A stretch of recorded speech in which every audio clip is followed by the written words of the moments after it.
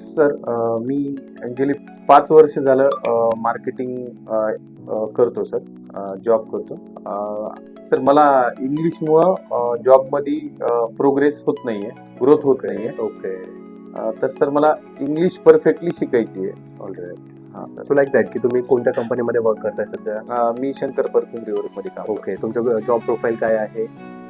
Marketing sir. Marketing करताय. तुमचं qualification काय? काय तुमचं बॅचलर ऑफ आहे. Science sir. Bachelor of science झालेलं आहे. ग्रेट. मग सायन्स नंतर तुम्ही डायरेक्टली या फील्डमध्ये आलाय मार्केटिंगमध्ये. हो sir. Are you married? Job.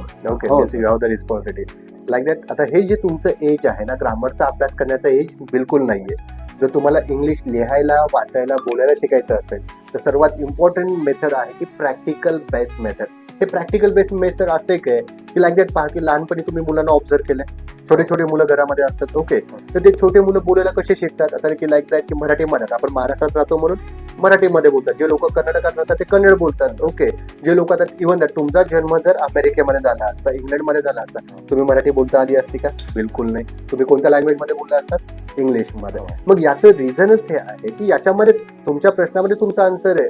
जो चांगल्या प्रकारे बोलतो तो चांगल्या प्रकारे ऐकतो. A good speaker is a good listener. ज्यांना कुणाला इंग्लिश चांगली बोलायची आहे, लिहायची आहे, वाचायची आहे, त्यांनी सर्वात पहिल्यांदा मेथड यूज केली पाहिजे की ऐकायला चालू केलं पाहिजे. Active listening. You should have to focus on the active listening. Good speaker is a good listener means ज्याला चांगल्या प्रकारे कम्युनिकेट करायचं आहे. Is a specific language. हे फक्त मीडियम आहे. Okay, there is numerous language we have. So many language is on that the globe. Okay. So think about it. महाराष्ट्रामध्ये बोलणारे चांगली मराठी बोलतात. कर्नाटकात बोलणारे चांगली कन्नड बोलतात. भारतामध्ये राहणारे चांगली हिंदी बोलतात. हा ना. मग हे कसं बोलतात की एखादं लहान बाळ त्याच्या घरामध्ये मम्मी, बाबा, आजी, आजोबा त्याच्या कानावरती जे काही शब्द म्हणजे बोलतात, घरामध्ये जे कम्युनिकेशन करतात ते कानावरती पडलं जातं आणि ते कम्युनिकेट करतात. In the same way English मध्ये पण चांगल्या प्रकारे जर आपल्याला बोलायचं असेल, we have to communicate in the English in a proper way. We can say the fluently and confidently English. That time you should have to be the active listener. सर्वात पहिल्यांदा तुम्हाला लिस्निंग करावी लागेल. आणि रायटिंग जेव्हा तुम्हाला मग words, vocabulary, just 10% rules and regulation you need to speak English fluently. Okay. And in that Cosmos Academy we are working on the practical based method. Cosmos Spoken English Academy मध्ये फक्त आणि फक्त practical methods वरतीच काम केलं जातं. Listening, speaking, reading, writing. And एक thing, English बोलण्यासाठी ग्रामरची बिलकुल गरज नाहीये. विदाउट युझिंग ग्रामर अस्खलितपणे फ्लुएंटली आपण इंग्लिश बोलू शकतो. I will guarantee you.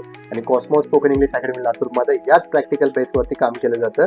Speak and shine. Okay, with the help of that practical based method. So due to that, Ajay sir is giving this authority to that you have to come here, you have to sit here for the 70-75 days and you can be the fluent English speaker. Okay. आणखी एक गोष्ट Cosmos academy मध्ये ही आहे महत्वाची की जर तुम्हाला English बोलता आली नाही, पूर्ण फीस परत भेटते. तर या गोष्टी आहेत. आणि नवीन बॅचेस आता चालू होत आहेत, तर ज्यांना कोणाला बॅचेस जॉईन करायचे जॉईन करू शकतात. डाऊट क्लिअर झाला तुमचा? हो सर. ठीक आहे सर. थँक्यू. चालेल.